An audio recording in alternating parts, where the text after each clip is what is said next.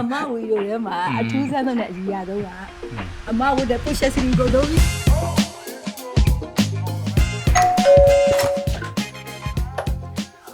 အော်သူများလဲလို့ဟုတ်မှာမဆုံးနိုင်ကြပြီနော်ရကြလေးပါဟုတ်ကဲမှာထိုင်ပါဦးဆုံးနိုင်ကြပြီဟုတ်တယ်မဆုံးနိုင်ကြပြီနော်စကားကြီးပြောကြနော်စာရေးတွေနဲ့စာရေးပြန်ရောက်လာပြန်ပြီဘာမှမသိသေးဘူးလားအမကြိုသိနေရလားဒါပေါ့ဟာဒီနေ့တနေ့လုံးအမားတို့ကိုဒီ rename Marius ကနေပြီးတော့စာရေးလေးတွေပေးမယ်အဲ့စာရေးတွေကိုဖွင့်ဖတ်ပြီးတော့အဲ့မှာပါတဲ့အကုန်လိုက်လောက်ရမှာအကုန်လောက်ရမှာလောက်မှာလားဒုက္ခရပေါက်ရရပိုင်နော်လောက်ဘူးပေါ့မလုပ်လို့မရဘူးငါကြီးနေတယ်ကြီးနေတယ်အေးမလုပ်အောင်ပါပဲစားကြပါလေကြည့်ရကဲဟုတ်ပြီအဲ့ဆိုရင်တော့ကျွန်တော်စိတ်လို့ရှားစွာနဲ့ဖတ်လိုက်မယ်နော်မောင်ဆုံးမှန်စမ်းတယောက်နဲ့တယောက်တဲ့အခုဝတ်ထားတာဘယ်လိုမြင်လဲတဲ့မြင်ပြကြည့်လိုက်ပါနော်အရန်နေရမ်းမိုက်နေတာဗျာလုံးဝ cutting ကိုလုံးဝနော် elegant ဖြစ်တယ် simple ဖြစ်တယ် classic ဖြစ်တယ်အရမ်းမိုက်တယ်မှာ perfect ပဲ rename Marius ကဝတ်ထားတာလေဒီဟာတွေကအရန်ကို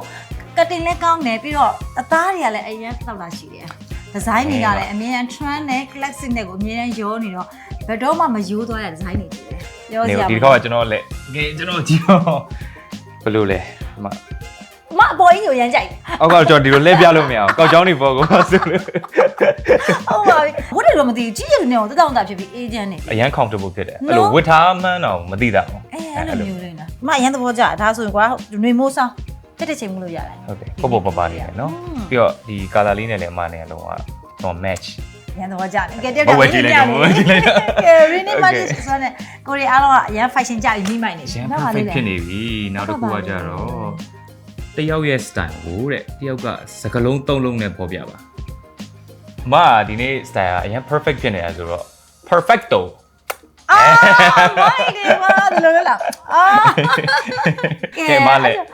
handsome ဖြစ်နေတယ်ဒါစကလုံးသုံးလုံးဖြစ်လား handsome နှလုံးပဲဖြစ်နေဟုတ်တယ် handsome တော့ဘာမို့လဲ handsome ဟုတ်တယ် handsome ကိုကြိုက်တဲ့အမှုပညာရှင်ရဲ့တဲ့ fashion ကိုဝေးရမယ်ဆိုရင်တဲ့ဘယ်သူဖြစ်မှာလဲ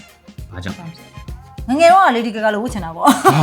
အရမ်းမိုက်တယ် Lady Gaga ဆိုရင်တော့နော်လက်ရှိအသက်အရွယ်မှာကျတော့အမဘယ်သူကိုကြိုက်လဲဆိုတော့ Jolie ကြိုက်တယ်ဟုတ်ကဲ့ Jolie အစ်မလား Jolie နော်သူကလုံးဝ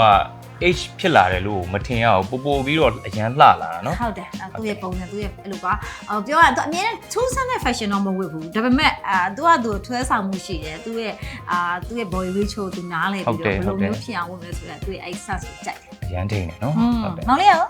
ကျွန်တော်ကကြတော့ဟို John Wick မင်းသားလေဗျာအော်တည်ဟုတ်တယ်ခွေးတစ်ကောင်နဲ့လေ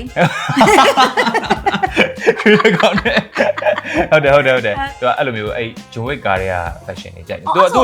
တိုင်နဲ့အဲ့လိုမျိုးကွာနဲ့ပြီးတော့နောက်လေတောင်အင်ကြီးလာလားလေကရိုးလည်းမပြောတော့လားလေတောင်ပဲဟိုအဲ့လိုမျိုးသူ့ရဲ့ personality ရောပြီးတော့သူ့ရဲ့ character ဟိုအပြင်မှာလည်းအဲ့လိုမျိုး humble ဖြစ်တယ်subway တွေပါဆိုလဲစီးတာပဲလို့ easy casual လေးတွေဝတ်တယ်ပြီးတော့အဲ့ဇကားတွေက fashion တွေလည်းကြောက်ရမ်းကြိုက်တယ်သူကလူကိုလည်းကြိုက်တယ် character ကိုလည်းကြိုက်တယ်သူ့ရဲ့အနေထိုင်အကုန်လုံးကြိုက်တယ်ဟုတ်တယ်နောက်တစ်ခုကကြတော့ကိုအဝိတ်ဗီဒီယိုထဲမှာအထူးဆန်းဆုံးနဲ့အရည်ရဆုံးအရာတစ်ခုအမကွာရတူတူလေးအမဝီတို့ထဲမှာအထူးဆန်းဆုံးနဲ့အကြီးရဆုံးကအမဝတ်တဲ့ push siri ကိုတော့ပြီးနည်းရှော့ကျွန်တော်တွေကဆိုရင်တော့အဓိကအဲ့လိုကျွန်တော်စင်ပေါ်မှာဟိုတလုံးကကရင်နဲ့ခွာပြေးသွားတဲ့ဟာတော့ရှိတယ်ကြည်ဘူးတဲ့လူတွေကတော့ရီဖို့ကောင်းတယ်ဟိုမှာအဲ့လိုဗျမ်းဆိုပွဲသွားတဲ့ဟာအကွဲလေးတော့ရှိတယ်စင်ပေါ်မှာအကလိုမျိုးပြေးသွားအင်တိန်တာဟုတ်တယ်အဲ့ဒါလေးပေါ့နော်ကိုယ့်ရဲ့ fashion နဲ့ပတ်သက်ပြီးတော့တဲ့သူများကအမှတ်ချက်ပေးတဲ့အရည်အဆုံးအမှတ်တရတစ်ခုရှိတယ်ဟိုတလို့မှာစလက်တွေမှာစပင်းတွေတာပြောမဆုံးဖြစ်သွားကျန်တာကိုမိုက်တယ်စပင်းရဲ့ချိန်စာတည့်နေ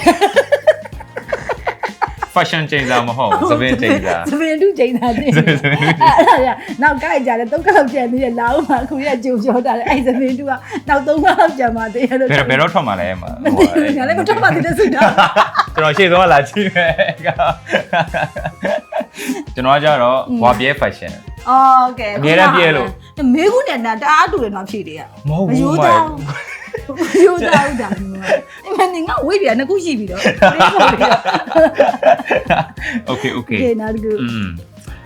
အဝတ်တွေဝယ်ပြီးတော့မဝတ်ဖြစ်တာရှိတာမရှိအကုန်ဝ မ တ် ဟုတ်အရင်မှလို့ ဟမ် အရင်မှလို့ဒီ online shop ပေးရတယ်မပေါ့ပါသေးဘူးများလာလေငါအဲ့ထုတ်တဲ့ငါဝတ်ချင်တဲ့အိမ်ညာဘဲထုတ်တယ်မစဉ်းစားလို့မရ online shop ပေးငါပြောကျွန်တော်ပါရင်လို့ကျွန်တော်မားရဲ့ပုံလေးတွေကိုလို့မိတူလေးကူပြီးအဲ့ဒီမှာကတ်ပေးပါလားဒီထဲမှာဘာတွေပါလဲကျွန်တော်မသိတော့ ဟုတ်တယ်နော်မကျွန်တော်တို့တွေကအရန်အဝတ်စားတွေအရန်များတော့လေနော်အဲ့လိုအစ်စ်တွေရောဟိုတွေရောပုံမဖောက်ရသေးတယ် ဘာလို့ဝယ်ပြီးွားရင်မဖောက်ဘူးဘာလို့ပြော မဖောက်ဘူး ဖောက်ပြီးဝတ်ပြီးွားအဲ့ညာပြန်ရှာမတွေ့တော့လို့ ဟုတ်တယ်ကျွန်တော်လည်းအဲ့လိုမဝတ်ဖြစ်တာတွေဆိုတော်တော်များမယ်ဟုတ်တယ်အချို့ဟာတွေဆိုမိတော်မိနေဘယ်ရောက်နေမှမသိဘူးအဝတ်စားတွေကအရန်များတယ် အဲ့ဒါသူတို့လိုပဲဝယ်ပြီးတော့မဝတ်ဖြစ်တဲ့သူတွေလားဝယ်ပြီးတော့တန်အောင်ဝတ်ဖြစ်တဲ့သူတွေလားဆိုတာကိုကွန်မန့်လေးမှာရေးပေးခဲ့အောင်နော်ဘသူတွေဘလောက်များများအဲ့လိုမျိုးရှိကြလဲဆိုတာကိုသိချင်မှုပါရှင် ဟုတ်တယ်အဲ့ဒါလည်းကျွန်တော်သိချင်နေတာအဲ့တော့အခုကြည့်ရှုနေတဲ့ပရိသတ်ကြီးလည်းဒါအဲ့လိုမျိုးလုပ်ခဲ့လားဆိုတာကိုကွန်မန့်ထဲမှာတေချာလေးရေးပေးခဲ့အောင်နော်ပြီးရင်ကိုကားတဲ့လူလုံးဝမရှိတဲ့ကျွန်းကိုရောက်သွားမယ်ပစ္စည်းတစ်ခုပဲယူခွင့်ရှင်ဒီပစ္စည်းကိုယူမယ် ဟာဒါကြောင့်ယူရတယ် ။ဒါမှမဟုတ် push ရခုနက အဲ့ဒါတော့မကျဘူးအဲ့ဒါရဖုန်းယူရမလားနေကျူအောင်ကိုကျူးမရောက်နေတယ် baby ဟုတ်တယ်delivery ပါရှင်ဖုန်းနဲ့လမ်းပြီးတော့ဆက်ပြီးခေါ်လို့ရတယ်နော်ဖုန်းယူရကိုနှလုံးသားရေးဟာတဲ့ရုပ်ရှင်တစ်ခုဖြစ်နေဆိုရုပ်ရှင် တငယ်ချင်းလိုပဲဆက်ရခေါ်မိခိုင်း အိုး friend zone နဲ့ရောက်နေရလားဟာမှအဆင်မကောင်းပါဘူးဗျာ ဒါမှပြောအရင်ကားဖြစ်မှာလား ဟုတ်တယ် ဘလက်သားချေတဲ့ကားလေးဖြစ်မှာလားဒါမှအရင်ကားလေးဖြစ်မှာလားပြော မဟုတ်ကျွန်တော်က action ကအရန်ရိုက်ချင်တာတော့ John Wick 6ဒါကျွန်တော်ရဲ Wick ပေါ့ ရဲဝစ် ရဲ Wick 6 ကိုရကောင်းနေ ကိုရကောင်းနေ live file မယ်လေဟိုမှာအကုန်တော့ကုန် ကဲ သွား ကောင်းသွားတယ်ကဲနောက်ဆုံးဟင်ဒီ site ကဖွင့်ရမှာလား ဒါ site ကဲဒါဆိုရင်တော့ဒါဆိုဒါမေးခွန်းမဟုတ်တော့ဘူးဒါမှဖြစ်သွားပြီလေကြည့်ရအောင်သူစစ Rene Matias ရဲ့ဆိုင်ခွဲတွေက Junction City ဆိုင်ခွဲလေးမှာတဲ့ mystery challenge လေးတစ်ခုလုပ်ပါတယ်။ဟုတ်အခုပဲ Junction City မှာရှိတဲ့ Renes Matias ဆိုင်ကိုတွားပြီးတော့ဘယ်လို challenge ကို accept လုပ်မလဲဆိုတာတူတူလိုက်ကြည့်ရအောင်နော် Okay challenge accepted let's go